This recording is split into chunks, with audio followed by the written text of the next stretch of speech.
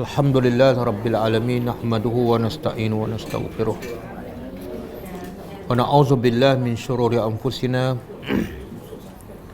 wa min sayyiati a'malina. Man yahdihillahu fala mudilla lahu wa man yudlil fala hadiya lahu. Asyhadu an la ilaha illallah wahdahu la syarika lah wa asyhadu anna Muhammadan abduhu wa rasuluh. Subhanaka la ilma lana illa ma 'allamtana innaka antal alimul hakim. Allahumma 'allimna ma yanfa'una wanfa'na bima 'allamtana wa zidna ilma. Rabbi yassir wa la tu'assir, Rabbi tammim bil khair. Amma ba'du. Sambung tadabbur surah Al-Maidah ayat 57. Pengajaran yang lepas sampai ayat berapa? 53. 53. Ayat 53 dah. 54. Jadi pengajaran ayat 53 dah habis ha? Cuba tengok ayat 54 maksud dia. A'udzubillahi minasyaitonir rajim. Ya ayyuhallazina amanu man yartadda minkum an dinih fasawfa ya'tillahu biqaumin yuhibbuhum wa yuhibbunah azillatin 'alal mu'minina a'izzatin 'alal kafirin yujahiduna fi sabilillah wa la yakhafuna lawmata la'im dzalika fadlullahi yu'tihi man yasha' wallahu wasi'un 'alim. Wahai orang yang beriman, siapa di kalangan kamu yang murtad, siapa di kalangan kamu yang murtad daripada agamanya, maka Allah akan menukar satu kaum yang Allah suka pada kaum itu dan kaum itu juga suka kepada Allah, cinta kepada Allah. Yang ketiga, sifat mereka sentiasa merendah diri sesama orang beriman. Yang keempat, mereka sentiasa bertegas dan merasa kehebatan bila bersama orang-orang kafir. Yang kelima, mereka sentiasa berjihad pada jalan Allah. Yang keenam, mereka tidak takut celaan orang yang mencela apabila menyampaikan kebenaran. Itulah anugerah Allah yang diberi kepada siapa yang dikehendaki. Dan Allah Maha luas lagi Maha mengetahui. Okey, pengajarannya.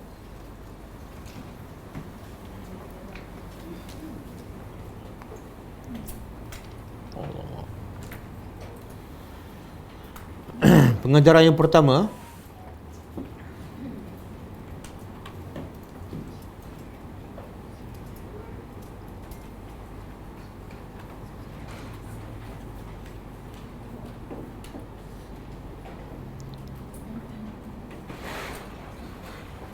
ada di kalangan orang beriman yang akan murtad.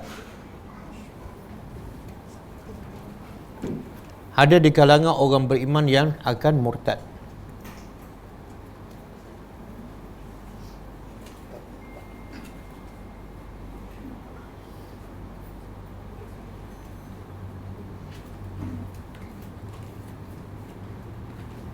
Khususnya yang lemah imannya.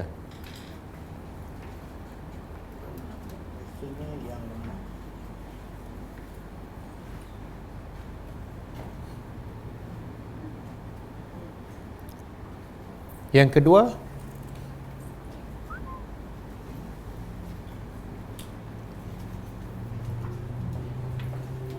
iman naik dan turun, dan akhirnya yang akan dikira ialah yang di hujung kehidupan manusia. Akhirnya yang dikira ialah yang di hujung kehidupan manusia.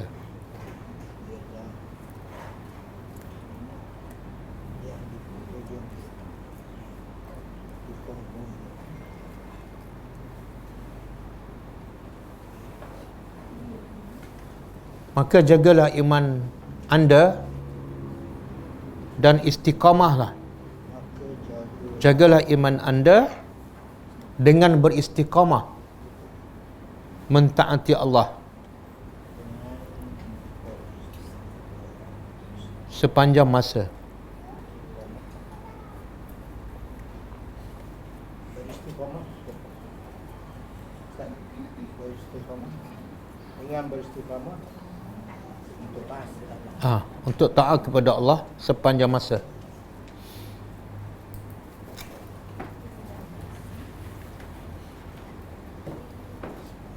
Jadi kita kalau mati dalam keadaan iman lemah, dengan mati kena coronavirus, yang mana lebih menakutkan?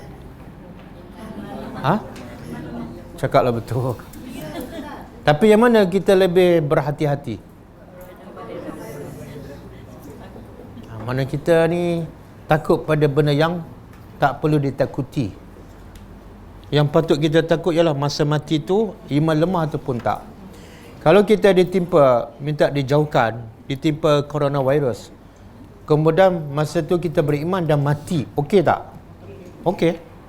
Tapi kalau kita selamat daripada coronavirus dan masa tu mati tapi tak beriman, bahaya tak? Takutlah mati dalam keadaan tak beriman. Penyakit bukan dosa, kan? Penyakit bukan dosa. Coronavirus tu macam syahid. Tengoklah dia solat ke tak. Tapi kalau mana syahid tak solat. Tak. Macam accident. Tak, dia kalau tak solat dia tak ada mati syahid. Sebab tu soalan pertama ditanya bukan mati syahid ataupun tak, ditanya ialah solat, kan? Okey. Jadi syarat nak mati syahid mesti solat. Sebab tu Nabi kata siapa tinggal solat dia telah kafir. Kalau dah kafir mati syahid apa? Okey. Yang keberapa? Allah Maha Kaya. Ya, nombor 3. Allah Maha Kaya dan tidak memerlukan hamba-hambanya.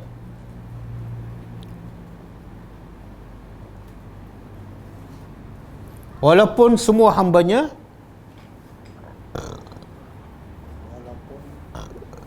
walaupun semua hamba-hambanya kufur dan engkar kepadanya. kufur dan engkau.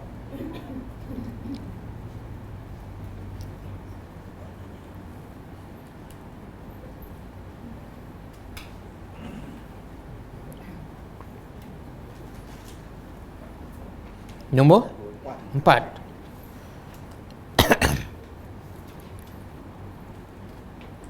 Sesiapa yang kufur atau murtad daripada agama Islam, Kufur atau murtad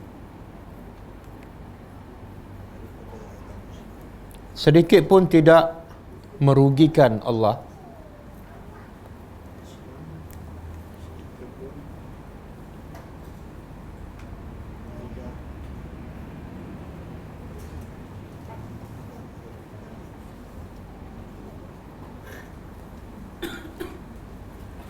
Bahkan Allah boleh menggantikan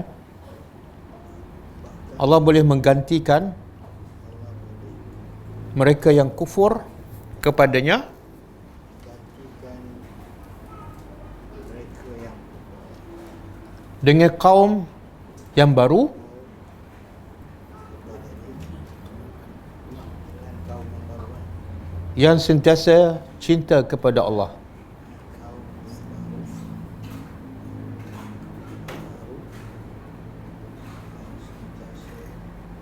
Dan Allah cinta kepadanya.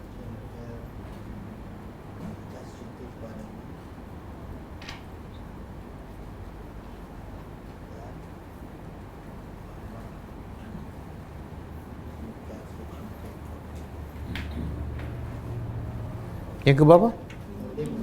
Siapa yang murtad dan siapa yang murtad di dalam Islam, siapa yang murtad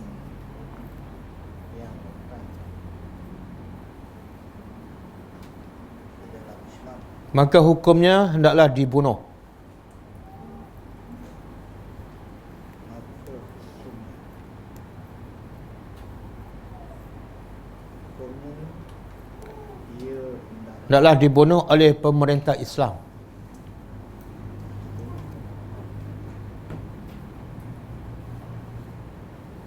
Boleh.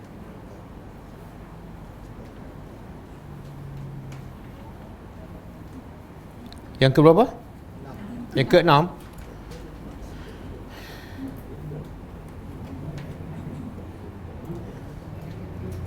Antara sifat yang wajib ada, antara sifat yang wajib ada kepada setiap, Antara sifat yang mesti ada kepada setiap orang yang beriman ialah pada setiap orang yang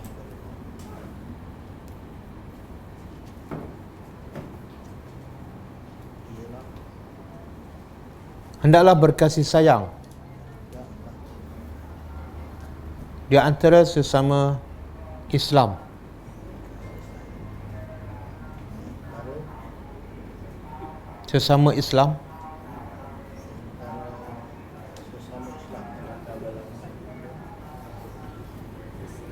Oh, sini pun sampai paper lama. Tengok keadaan bangunan.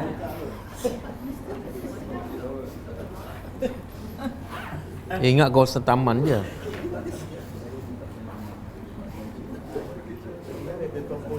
Okey. Dan Dan hendaklah bersifat tegas hendaklah. dengan orang-orang kafir. Tak sambung. Dan bersifat tegas dengan orang-orang kafir.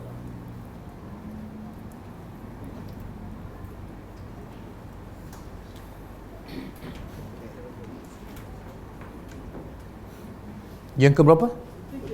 Yang ketujuh. Antara sifat orang beriman juga ialah,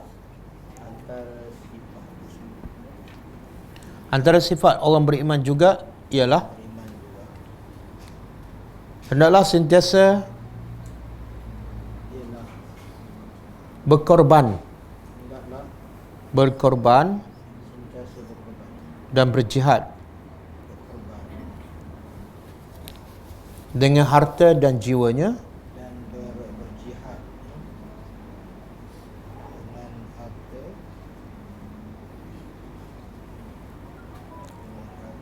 dan jiwa untuk menegakkan agama Allah. menegakkan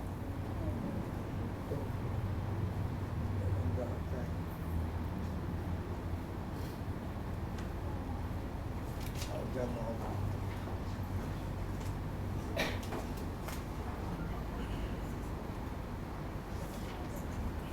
Dan mereka tidak pernah takut Dan mereka tidak pernah kepada celaan orang yang mencela pada pencelaan orang apabila yang mencela apabila menyampaikan kebenaran. menyampaikan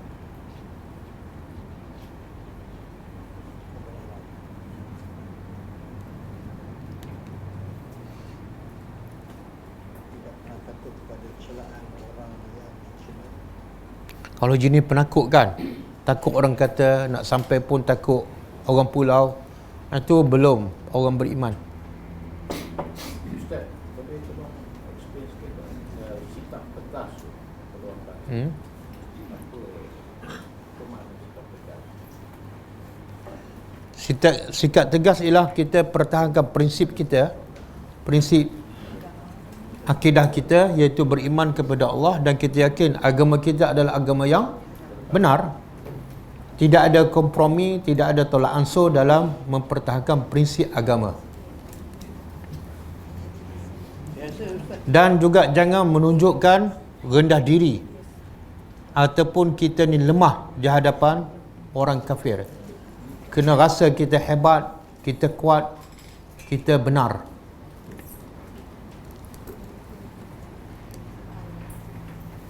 Dia Ustaz, tegasan tu merujuk kepada keperluan yang tercantik dalam Al-Quran kan? Tapi ketegasan kita dengan orang kafir tak menghalang untuk kita bekerjasama dengan mereka, selagi mana tidak menggadaikan agama dan prinsip. Sebab Nabi pernah bekerjasama dengan orang musyrik. Bila orang kafir itu boleh dipercayai dan tidak ada niat dan usaha untuk menghalang Islam.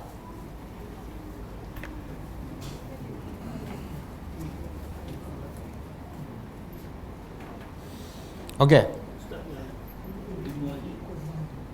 Siapa yang minta dalam Islam untuk hukumnya hendaklah dibunuh oleh pemerintah Islam. Dalam ayat tafsir ni tak dia kata. Tak ada. Dalam Quran ayat kita belajar dia tak sebut hukum, tapi dia sebut dalam hadis. Nabi kata man yartadda minkum faqtuluh. Sabda Nabi dalam hadis sahih, siapa yang murtad di kalangan kamu faqtuluh, hendaklah bunuh. Sebab itulah bila Nabi wafat, ada yang orang Islam yang murtad, apa Abu Bakar buat? Abu Bakar perangi mereka dan bunuh mereka. Kecuali dia bertaubat. Kenapa kena bunuh? Sebab orang ni boleh mempengaruhi orang lain. Dan yang kedua, dia dah berada dalam Islam dan nampak cahaya dan nampak kebaikan, tiba-tiba dia keluar, makna teruk sangatlah. Teruk sangat. Orang duduk dalam cahaya tapi nak keluar dan nak duduk dalam gelap, mana otak dah tak betul. Okey?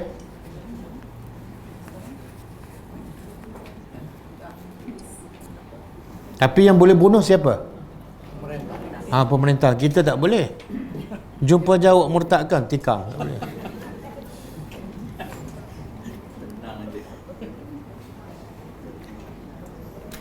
Okey, yang ke berapa? Ke-8.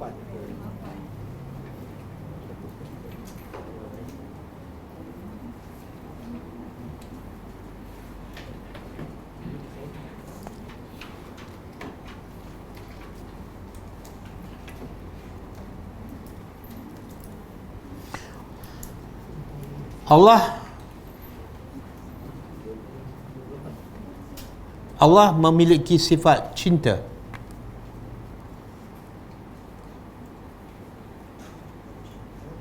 Tetapi cinta Allah tidak sama dengan cinta makhluk.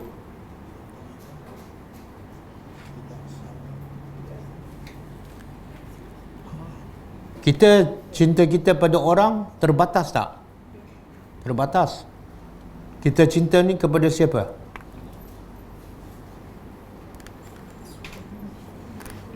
Kepada orang yang kita cinta.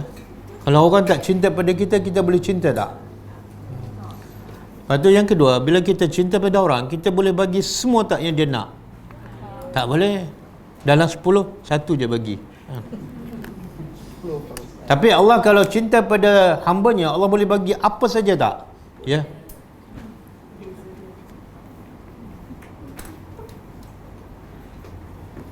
Okey, yang ke berapa? 9. Yang ke-9.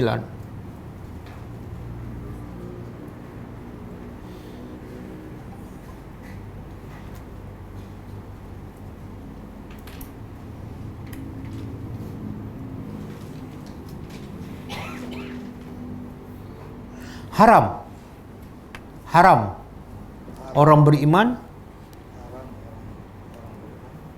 saling bermegah dan sombong sesama Islam.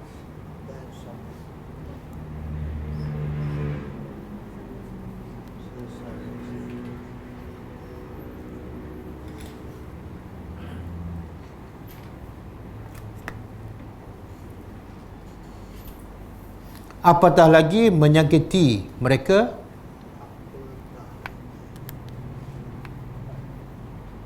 atau mengambil hak mereka.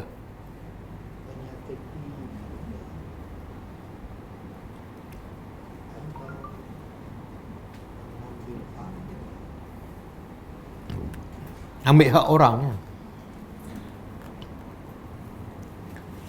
Sebab tu dalam Islam solat berapa banyak. Solat malam pun okey, sedekah pun banyak. Tapi bila menyakiti hati orang, bukan orang beriman. Walaupun solatnya juara nombor 1. Umrahnya nombor 1. Tapi menyakiti hati orang, dia adalah ahli neraka.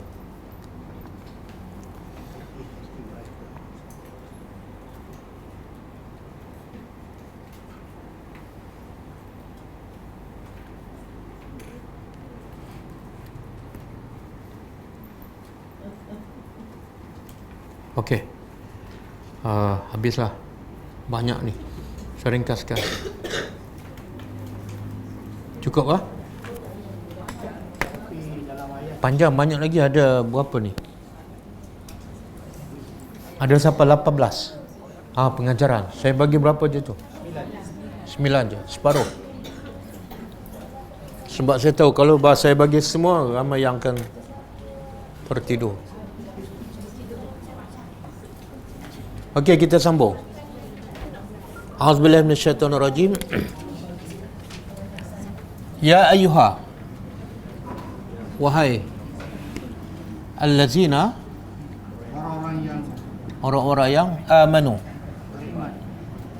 mereka beriman.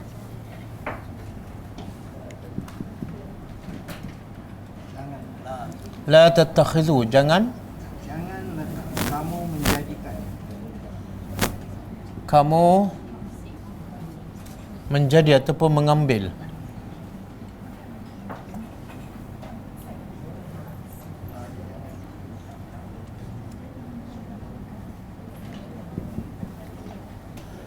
allazina, orang-orang yang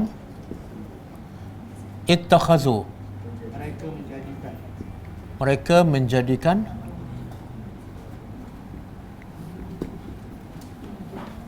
dinakum, agama kamu, huzwan. Huzwan ni sebagai ejekan.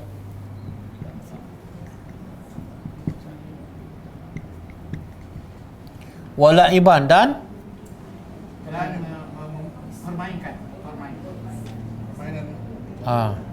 main-main. Apa maksud dia?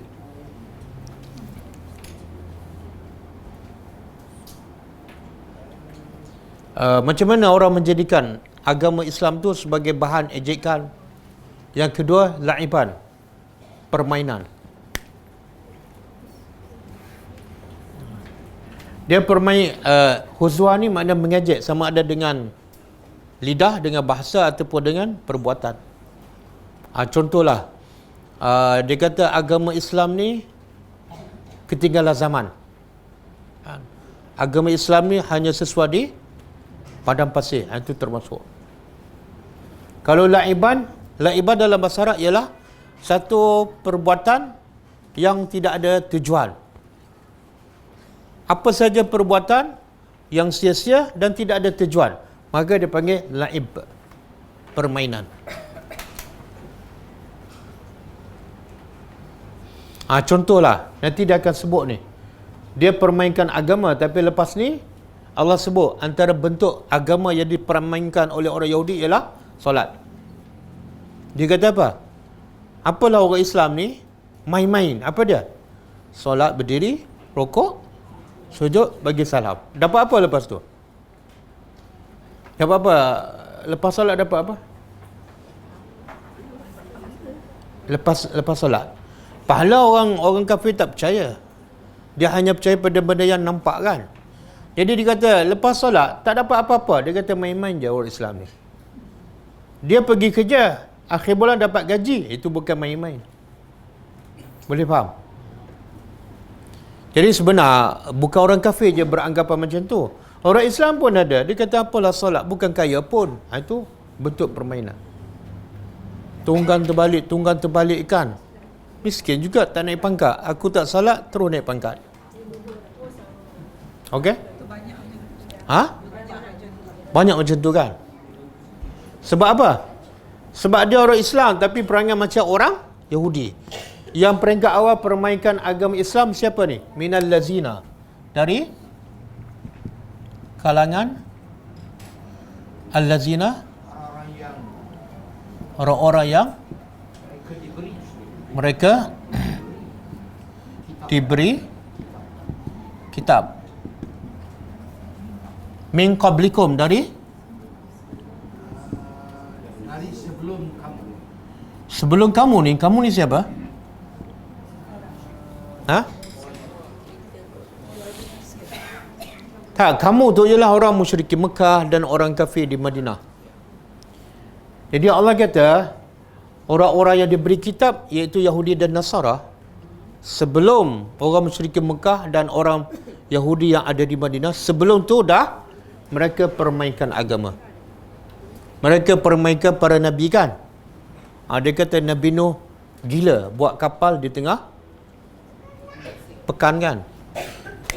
Jadi perangai yang suka permainkan agama, antara pencetusnya ialah siapa? Yahudi dan Nasara. Jadi siapa yang suka permainkan agama, walaupun dia orang Melayu, maka dia menyerupai orang Yahudi dan Nasara.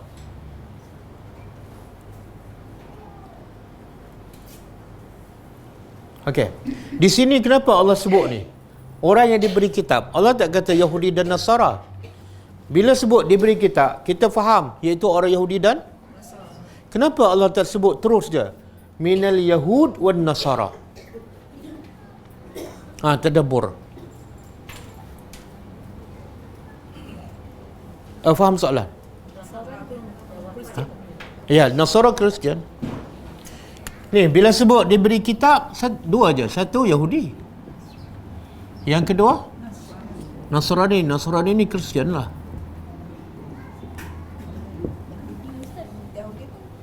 Yalah. Tak, Yahudi lain. Yahudi bukan Kristian.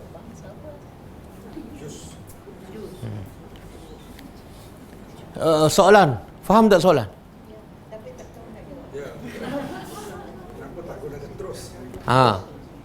Kan senang kan? Bila sebut allazina utul kitab, kena terjemah pula, iaitu orang Yahudi dan Nasara. Kenapa Allah tak sebut terus minal lazina al-yahud wan nasara? Itulah tadabbur. Ada sebab tu. Ada sebab. Apa dia? Dia? Tak, kenapa sebut orang yang diberi kitab? Penegasan Allah lah dalam persuruhan Allah. Walaupun diberi kitab masih begitu. Maknanya? Walaupun diberi kitab. Allah nak beritahu, bukan semua. Bila ada kitab, ada ilmu tak? Allah nak beritahu sebenarnya yang tersirat, bukan semua orang ada ilmu betul. Bukan semua orang baca Quran ikut ajaran Al-Quran. Satu. Dan yang kita kata dia tu hafal Quran mesti betul, mesti ahli syurga. Tak. Yang kedua, Allah nak beritahu orang yang tak ikut ajaran agama dalam keadaan tak ada kitab, tak ada ilmu, dengan tak ikut ajaran agama dalam keadaan ada kitab, yang mana lagi jahat? Orang yang ada kitab. Yang mana lagi degil dan keras kepala? Orang yang ada kitab. Jadi sebenarnya Allah nak bagi tahu Yahudi ni memang jahat, degil, keras kepala. Sebab apa? Dah ada kitab tapi masih tak ikut. Jadi bukan semua yang belajar, yang berilmu, yang baca Quran bukan mesti jadi baik. Jangan dia rasa pandai Ustaz. Yalah, sebab betul tak, kita bila dah belajar, dah faham agama, kita rasa macam okey tak? Perasaan tu perasaan tak okey. Syok sendiri. Saya nak tanya, kita dengan ahli kitab ni, Yahudi, agak-agak siapa lebih alim? Siapa lebih alim? Ahli kitab kan? Sebab dia belajar satu kitab, kita baru berapa surah. Allah tak kata orang yang diberi surah, orang yang diberi ayat, tak. Orang yang diberi satu kitab pun degil keras kepala. Boleh faham?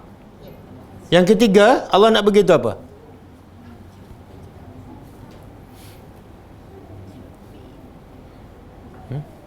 Allah nak beritahu apa? Saya yang tanya, saya dah jawab dulu. Tak, dia tak ada pun kena berfikir. Kena berfikir.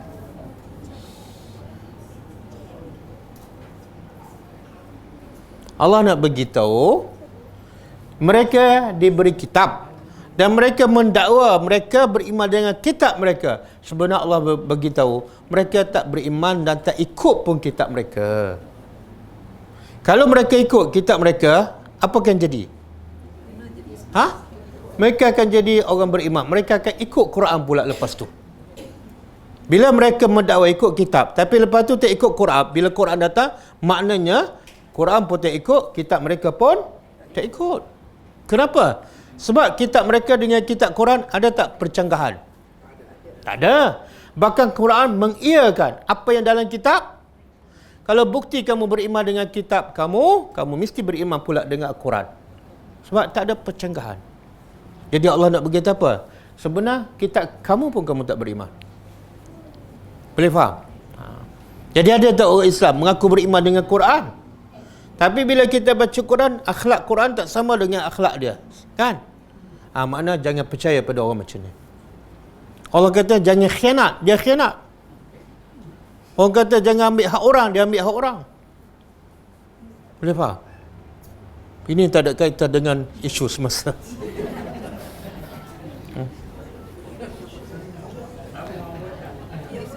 Sebab itulah orang bila tanya Aisyah, macam mana akhlak Nabi? Aisyah jawab apa?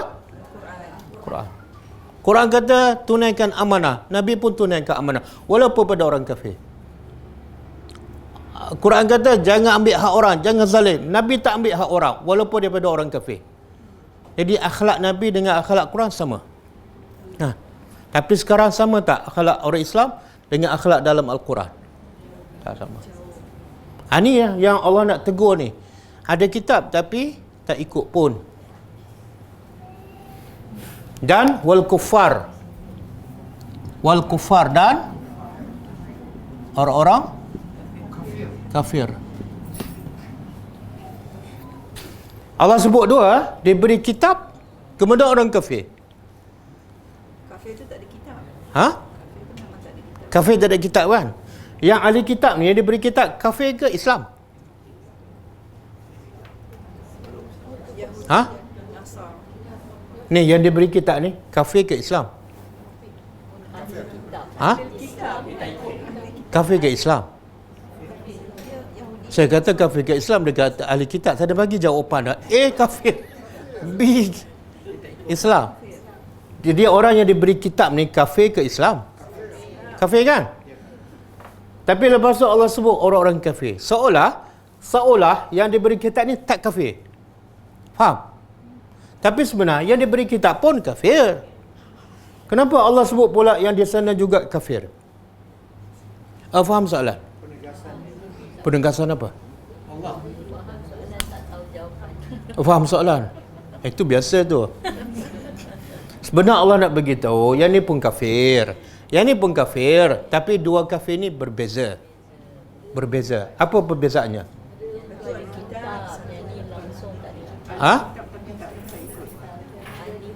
Tapi tak ikut. Yang ni kafir ada kitab, tapi tak ikut kitab mereka. Yang ni kafir tak ada kitab, tak ikut kan?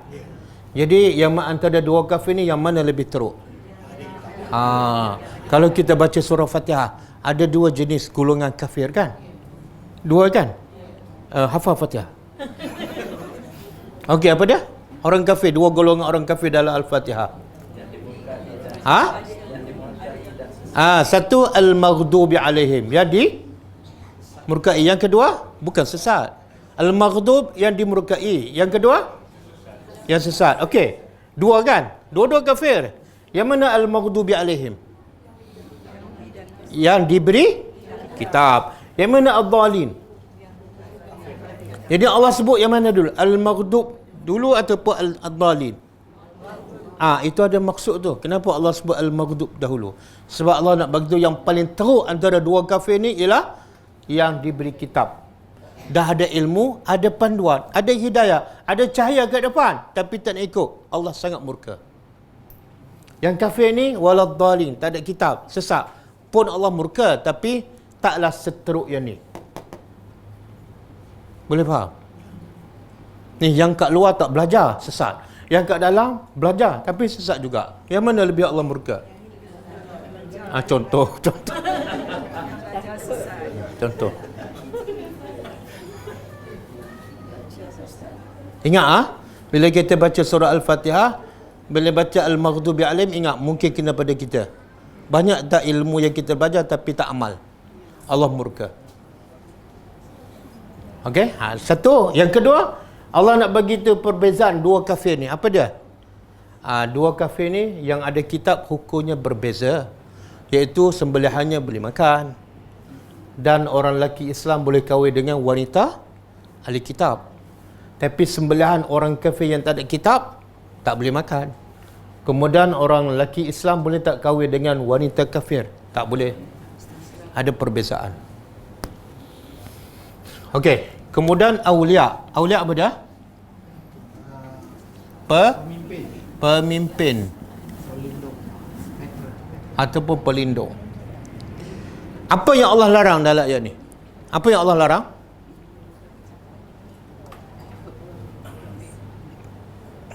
Apa yang Allah larang ni?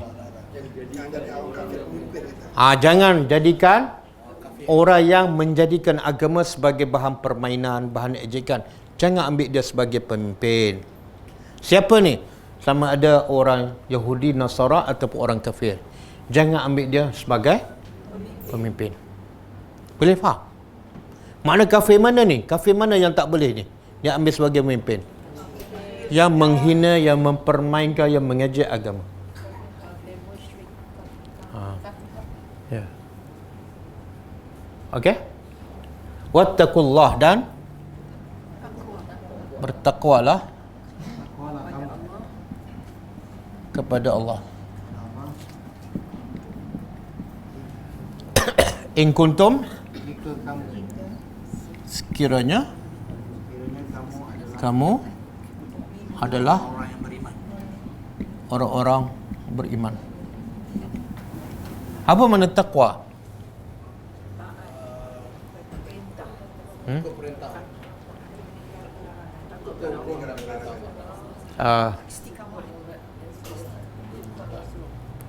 Ada kadang-kadang Allah kata ittaqun nar, takutlah api neraka, kan? Ada kadang-kadang Allah kata ittaqu yauman la tajzi nafsun an nafsin, takutlah hari kiamat. Kadang-kadang takut hari kiamat, kadang-kadang takut neraka, kadang-kadang takut Allah, kan? Jadi yang mana betul? Tak, tiga-tiga betul, tiga-tiga ayat Quran. Cuma maksudnya sama. Takut pada Allah dengan mentaatinya. Takut pada kepada azab neraka dengan cara mentaati Allah, meninggal larangan. Takut pada hari kiamat dengan cara akhirnya matlamat satu je. Takut pada Allah ke, takut pada neraka ke, takut pada hari kiamat, satu je. Iaitu caranya mentaati perintah Allah. Jadi kita semua ni orang bertakwa tak? Dah, insya-Allah, sekiranya dikehendaki Allah. Tahu tak mana insya-Allah?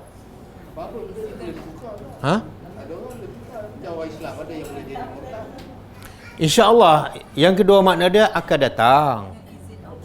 Dengan izin Allah akan datanglah. Kalau sudah bertakwa, jawab apa? Alhamdulillah, itu perasaan.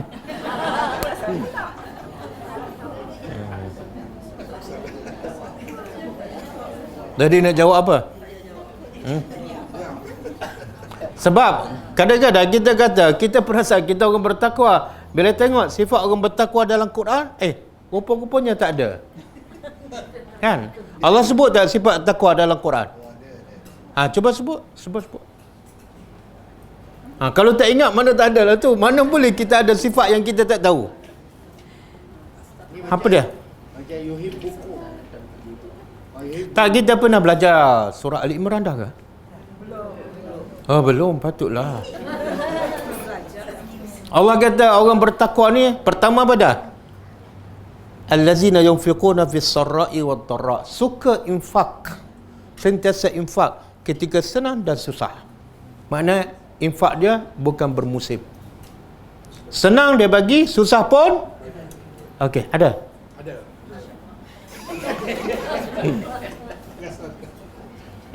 Okey, ada okey. Yang kedua. Al-kazimin al-ghaiza. Orang bertakwa ialah tahan marah. Marah je boleh kontrol. Ada? Ada ke tak? Ha? Kadang-kadang belum, tak. Orang beriman sentiasa boleh tahan marah. Kadang-kadang tunggu orang lambatkan lewat setengah jam. Mulut membebel ke? Tenang, zikir, baca Quran. Dua. Yang ketiga, wal afina anin nas. Mudah memaafkan orang. Orang salah je, okey saya maafkan. Dia cek siapa lagi yang buat salah, aku nak maafkan semua. Ada? Dah. Tadi kata dah jadi orang bertakwa. Jawab je ada.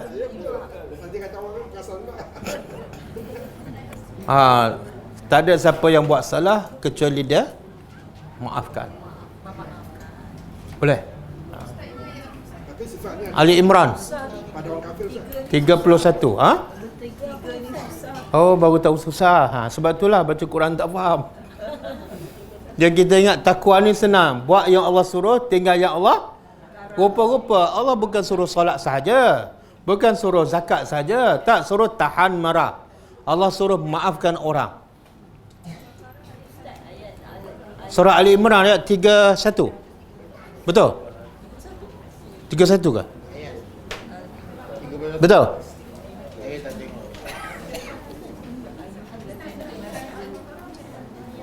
Baqarah? Tahan marah, memaafkan orang. Itu ayat 2, 3, 4.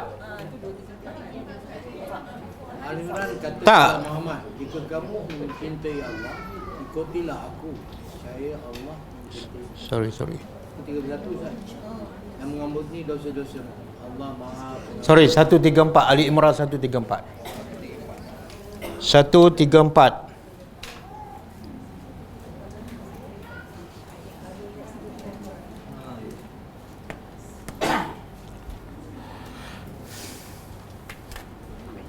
Satu, tiga, empat.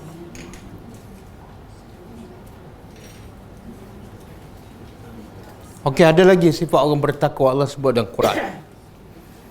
Yang ni Allah kata, Aisyah kata akhlak Nabi adalah akhlak Al-Quran. Cuba buka surah Az-Zariyat.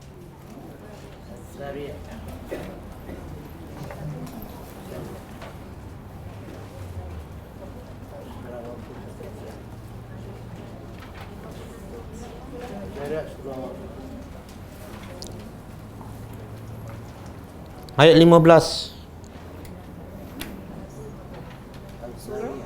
Surah Az-Zariyat. Az-Zariyat.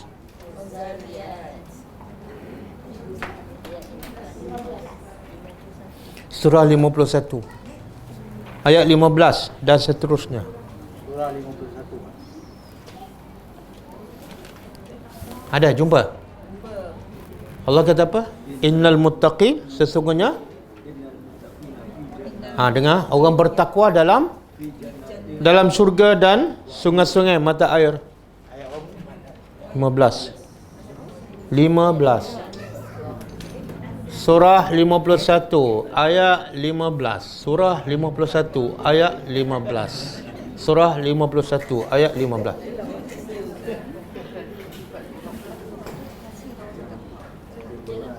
Orang bertakwa dalam syurga, ini balasan di akhirat besok. Kemudian akhizina ayat 16. Akhizina, mereka mengambil apa yang Tuhan mereka beri. Nikmat dalam syurga apa dah? Kalau kat dunia nak apa-apa kena cari, betul? Dalam syurga nak apa-apa ambil je, Tuhan bagi je. Terlintas je Tuhan bagi. Apa yang mereka buat kat dunia? Innahum kanu qabla zalika muhsinin. Mereka masa kat dunia adalah orang muhsinin. Jadi muhsinin dengan muttaqin sama makna. Apa yang mereka buat kat dunia?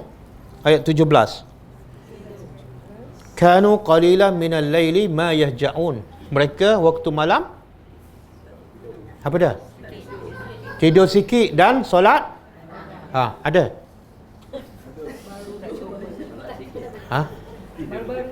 Yang adanya tidur banyak, bangun. Okey, lepas tu bila solat banyak, tidur sikit, solat banyak, di hujung waktu sahur, dekat-dekat subuh dia buat apa pula? Minta ampun. Lepas solat malam minta ampun. Kalau solat malam kena minta ampun, kalau tak solat malam, kalau subuh lambat, ramai tak orang tak solat malam tak istighfar pun, betul? Termasuklah kita, sebab kita rasa macam okey je, sebab solat malam sunat. Kenapa nak istighfar? Sebenarnya dosa apa bila tak bangun malam? Kita rasa tak berdosa bila tak bangun malam? Rasa? Sejak bila rasa? Lama dah. Lepas tu lepas rasa buat apa? Okey, apa dosa tak bangun malam? Tak apa dosa. Dosa apa tak bangun malam? Dia bukan mengumpatkan, relax tidur, mulut tak cakap. Tengok maksiat pun tak, dengar pun tak. Subhanallah. Ingat Nabi yang solat malam sampai bengkak kaki. Bila orang tanya, kenapa kamu solat sampai bengkak kaki sedangkan kamu tak ada dosa? Nabi jawab apa? Tak. Aku nak jadi hamba yang, maknanya Nabi bangun malam sebab nak syukur pada nikmat Allah, iaitu Allah bagi sihat, Allah boleh bagi waktu malam, Allah bagi nyaman dan tenang waktu malam. Nabi pun nak bersyukur dengan nikmat tu dengan bangun malam. Maknanya kalau tak bangun malam, dosa tak bersyukur. Dosa tak bersyukur. Tak rasa dosa tu lagi berat lah. Dia bersalah dengan berdosa sama lah. Dia rasa bersalah. Makna dalam Islam satu je, kalau tidak pahala dosa. Cuma kita terjemah salah. Sebenarnya dosa lah tu. Kan? Betul tak Allah bagi nikmat kita sihat, boleh tidur nyenyak? Maka syukurlah dengan nikmat tu, bangun. Kalau tak boleh sepanjang malam, bukan sepanjang malam, 2/3 pun separuh. Kalau tak boleh separuh, paling kurang 1/3. Kalau tak boleh juga, bangunlah walaupun setengah jam. Sebelum subuh, Ustaz. Yelah, sebelum subuh lah, lepas subuh.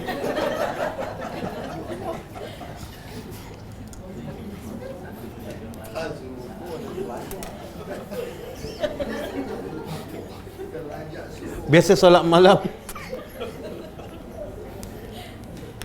Okey?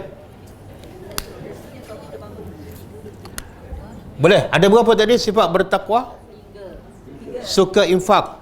Ketiga, senang dan susah. Yang kedua, tahan marah. Yang ketiga, maafkan orang. Yang keempat, bangun sepanjang sebahagian besar malam. Yang kelima, istighfar di hujung tu. Semoga Allah bagi kekuatan pada kita. Tama-tama kita dah di hujung kehidupan kan. Kalau di hujung kehidupan susah lagi nak bangun malam, tak tahulah. Okey? Tama-tama di hujung usia ni lagi seronok berjalan, melancong. Bukan seronok salat malam. Itu dah dalam bahaya.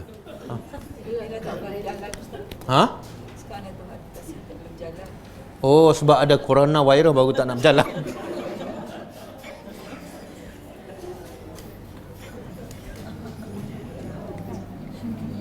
Okey. Wa iza dan apabila nadaitum, kamu menyeru ila salati, kepada solat. Okey. Sekarang Allah nak huraikan. Tadi Allah kata jangan ambil pemimpin di kalangan orang kafir dan ahli kitab yang sifat utama mereka apa? Mengejek, permainkan agama. Okey? Sekarang Allah nak huraikan bentuk ejekan mereka. Apa dia? Iaitu apabila kamu menyeru kepada solat. Maksud menyeru di sini apa dah? Azan. Dia peringkat awal, mula-mula bila Islam tertegak di Madinah, ada kerajaan, masyarakat pun ramai, solat pun diwajibkan, maka Nabi nak panggil orang solat kan, tapi tak tahu cara. Ada orang cadang ketuk, nyalakan api. Tapi cadangan tu ditolak sebab dia lebih menyerupai Majusi. Kemudian kalau nyala api siang hari tak nampak. Ada sahabat cadang pakai loceng. Maka cadangan tu pun ditolak sebab dia menyerupai Kristian. Ada cadangan tiup trompet, pun cadangan ditolak sebab dia menyerupai orang Yahudi. Maka ditakdirkan Allah seorang sahabat nama dia Abdullah bin Zaid. Dia tidur, dia bermimpi. Dia mimpi jumpa seorang lelaki bawa loceng, bawa trompet. Dia pun tanya, kamu nak jual tak benda ni? Kawan yang bawa trompet dan loceng tu tanya, kamu nak buat apa? Aku nak iklan untuk masuk waktu solat. Oh, tak payah. Kamu baca ni je. Dia pun baca takbir, Allahu Akbar sampai habis. Ini mimpi daripada seorang sahabat nama Abdullah bin Zaid.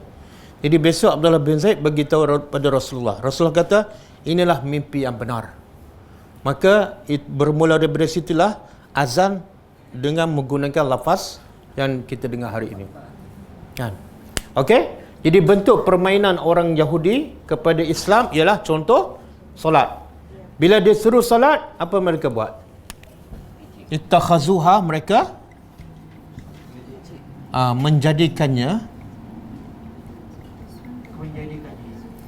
menjadikan solat itu huzwan, bahan ejekan wa la'ibah, dan permainan. Contohlah orang Islam solat kan, muka yang suci letak kat kaki, punggung yang keluar najis diangkat. Dia kata apa? Tengok perbuatan gila kan, sembah Tuhan tapi muka yang suci letak kat kaki, punggung yang keluar najis dia angkatkan. Apalah orang Islam. Kalau laiban dia kata apa? Kerja sia-sia. Kadang-kadang dia tak cakap tapi dalam hati. Orang Islam ni solat sembah Tuhan sia-sia. Lepas solat tak ada apa-apa pun. 10 tahun, 20 tahun solat macam itulah. Rumah tak besar, kereta pun tak tukar. Itu makna laibah kan? Boleh main? Dan sebenarnya yang maksud mempermainkan solat ni termasuklah orang yang dia tak kata apa-apa tapi dia tak solat. Bila dia tak solat, dalam mindset dia apa dia? Solat ni sia-sia. Itu termasuk huzwa. Siapa je orang Islam ke orang kafir sama telah lah. Orang Islam bila tak solat, maka dia ada menyerupai orang Yahudi ni.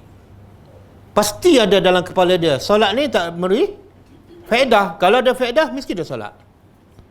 Berapa ramai yang tak solat kan orang Islam? Orang kafir tak solat tak ada masalah sebab memang dia bukan Islam. Tapi yang masalah orang Islam pun tak solat. Ramai tak? Jadi ayat di atas mempermainkan agama. Ayat di bawah mempermainkan pengajarannya apa? Adakah agama ni solat sahaja? Bukan. Puasa pun agama, zakat pun agama, sedekah pun agama, haji pun agama. Kenapa Allah sebut solat? Makna Allah nak beritahu agama ni tiangnya ialah solat. Agama asasnya solat. Agama pembeza antara Islam dengan kafir, solat. Bila solat hancur, yang lain semua hancur. Boleh faham? Sebab tu Nabi sebut dalam satu hadis, al-ahdu bainana wa bainal kufri wa syirki tarkus salah. Perbezaan antara kita orang Islam dengan kufur dan syirik ialah tinggal solat. Tinggal solat je, itulah tanda tak Islam. Solat je, itulah tanda pada zahirnya Islam. Boleh? Kalau ikut hadis, Nabi kata man tarakas salata, man tarakas salata muta'ammidan faqad kafar.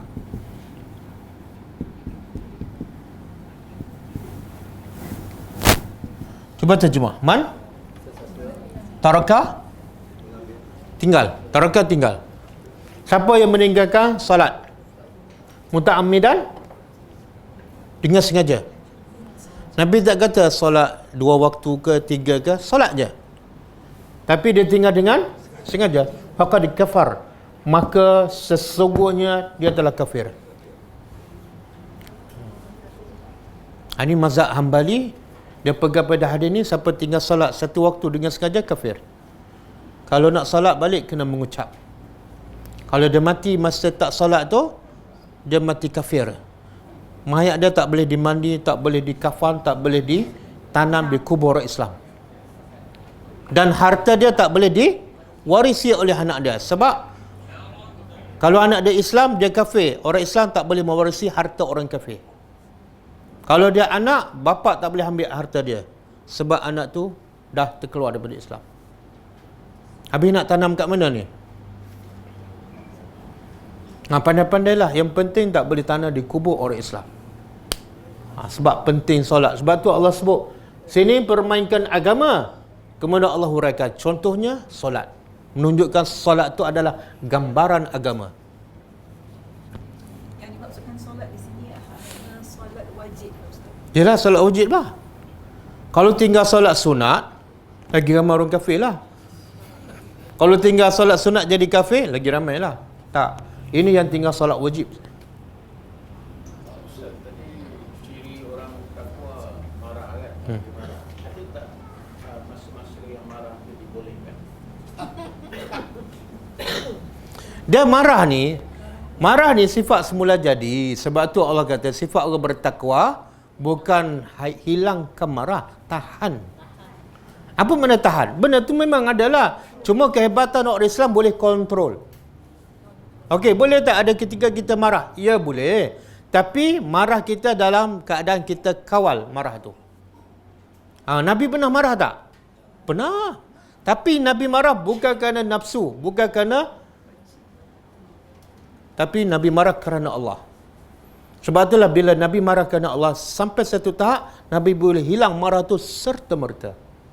Tapi kalau marah kerana nafsu, kadang-kadang sampai 5 hari marah lagi. Mak, kenapa masa ni? Diam. Pada anak buat salah sikit je kan. Boleh. Jadi boleh marah, tapi marah kerana Allah. Okey? Dan dalam surah Al-Mudassir, Allah kata apa? Ni nak begitu pentingnya solat. Ahli neraka, ahli syurga, ma salakakum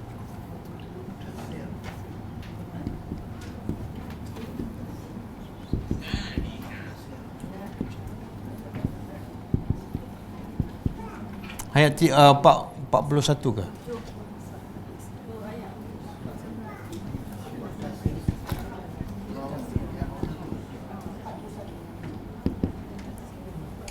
Tengok ayat ni. Ma salakakum fi saqar? Qalu lam naku minal musallin. 42. Okey. Ini perbualan antara ahli syurga dengan ahli neraka. Dia boleh bersembang. Ahli syurga boleh cakap dengan ahli neraka. Okey, ahli syurga tanya ahli neraka. Apa soalannya? Ma salakakum fi saqar? Maksud apa? Apa sebab kamu dihumbang ke dalam neraka sakar? Dia jawab apa? Qalu, mereka menjawab, lam naku, kami dulu masa kat dunia tidak termasuk orang musallin. Musallin apa? Sepatut logiknya dia masuk neraka, dia jawab apa? Logiknya penyebab utama masuk neraka sebab tak beriman. Sepatut dia jawab apa? Sebab kami kafir, sebab kami tak beriman. Tapi dia jawab kami tak solat. Menunjukkan apa? Solat adalah gambaran Islam tu. Solat mewakili Islam. Bila tak solat, kafir itu. Boleh? Okey. Jadi solat ni jangan main-main. Kadang-kadang anak-anak kita kan, solat macam tak solat kan. Dah lah lambat patu macam yang patut. Ambil wuduk pun, ya Allah. Jadi takutlah anak kita dalam bab solat. Pasal rezeki jangan risaulah. Pasal jodoh jangan risaulah. Sebab syarat nak masuk syurga bukan ada jodoh, tapi solat.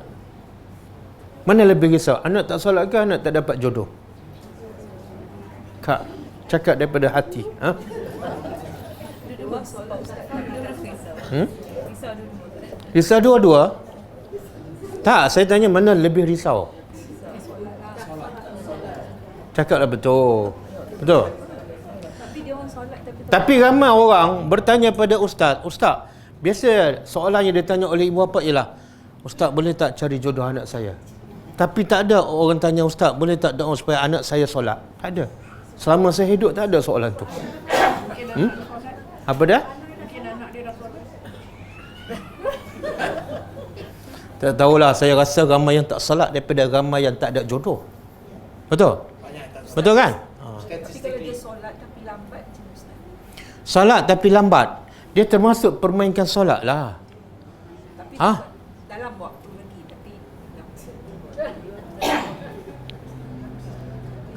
Kita kalau anak kita kan selalu makan lambat, risau tak? Dalam waktu juga. Risau tak? Kenapa risau? Makan je. Kalau tak makan mati je. Faham? Solat ni kalau lambat ada kemungkinan tak diterima. Oh, kemungkinannya sangat besar. Sebab bila dia solat lambat, dia solat dalam keadaan tak ada cinta pada Allah. Bila tak ada cinta, tak khusyuk. Bila tak khusyuk, tak cukup syarat, solat diterima. Macam mana dia boleh solat khusyuk kalau solat lambat? Tak suka, tak cinta pada Allah. Orang cinta pada Allah, dia solat awal. Pastikan anak kita solat awal. Okey?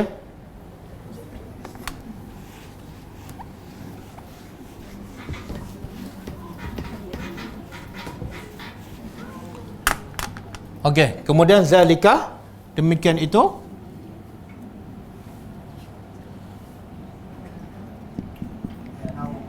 Demikian itu bi'annahum, bahawa sesungguhnya mereka kaum yang la yaqilun, tidak faham, tidak berakal, tidak waras. Siapa ni? Siapa yang Allah kata tak waras, tak berakal, tak berilmu? Siapa ni? Orang yang mempermainkan solat. Termasuklah orang tak solat. Siapa yang tak solat memang permainkan solat. Jadi semua yang tak solat ni tak berakal. Setuju? Setuju tak? Apa pula tak setuju ni ayat Quran ni? Ni, mereka tu adalah kaum yang tak berakal.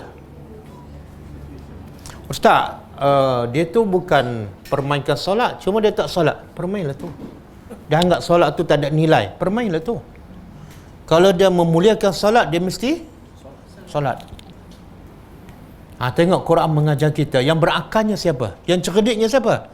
Yang kenal Tuhan, yang sembah Tuhan. Yang bodoh, yang tak berakal, yang tak waras siapa? Bukan yang ada PhD.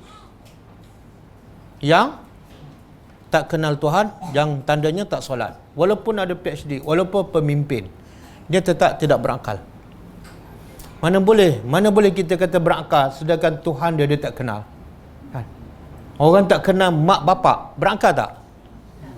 Tak. Tak kenal mak bapak pun tak berakal. Tak kenal Tuhan lagi tak berakal. Okey? Ada soalan? Satu ayat lagi tak boleh habis. Minggu depan. Minggu depan cuti.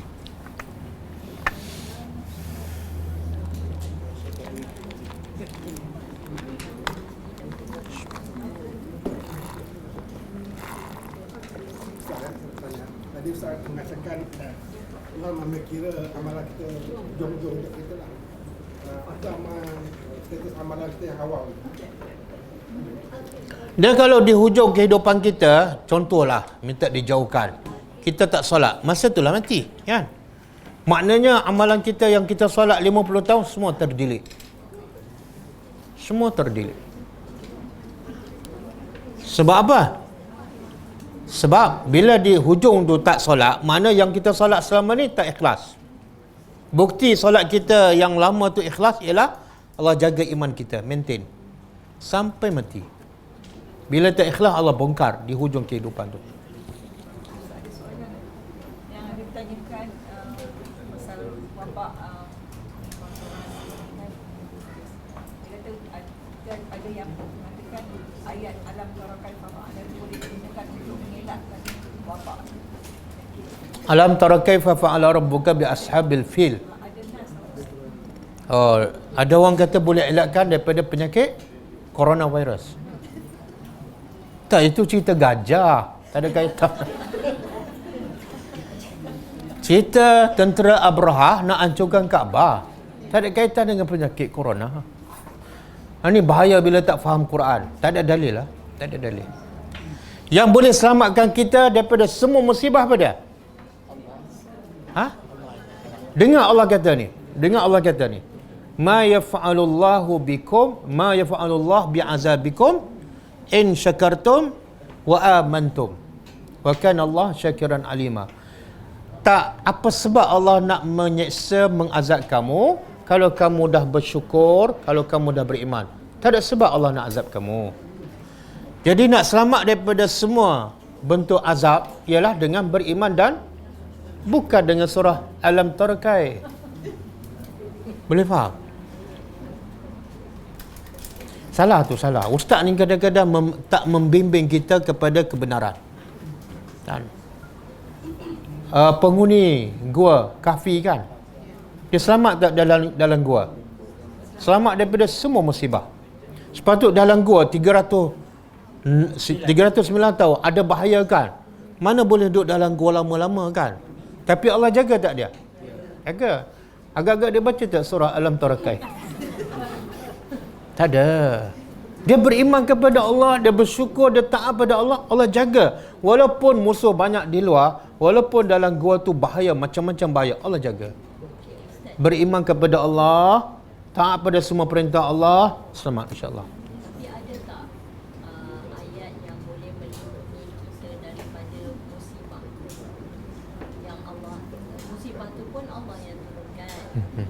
So boleh tak kita melindungi diri kita daripada musibah yang Allah turunkan? Dia tak ada ayat khusus. Tak ada ayat khusus yang boleh melindungi kita daripada musibah. Melainkan tadi je, beramal dengan semua maksud ayat dan perintah Allah, amal semua. Kemudian doa. Kita dia ajar tak baca doa setiap pagi dan petang? Allahumma inni as'alukal afwa wal afiyah fid dunya wal akhirah. Allahumma inni as'alukal afwa wal afiyah fi dini wa dunyaya wa mali wa ahli. Semua sekali. Doa tu lengkap, baca doa tu.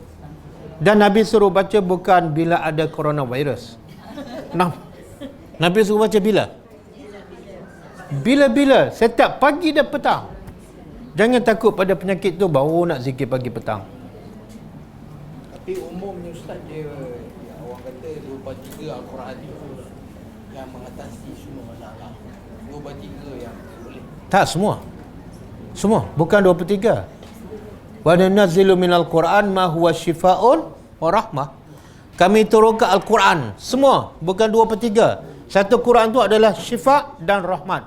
Syifa apa makna? Penyembuh pada semua masalah dan penyakit. Wa rahmat, bukan setakat sembuh, dapat rahmat kasih sayang Allah. Satu Quran, bukan ayat, bukan surah tertentu. Okey? Kita tutup dengan membaca tasbih kafarah. Subhanakallahumma wa bihamdika asyhadu an la ilaha illa anta astaghfiruka wa atubu ilaik. Assalamualaikum warahmatullahi wabarakatuh.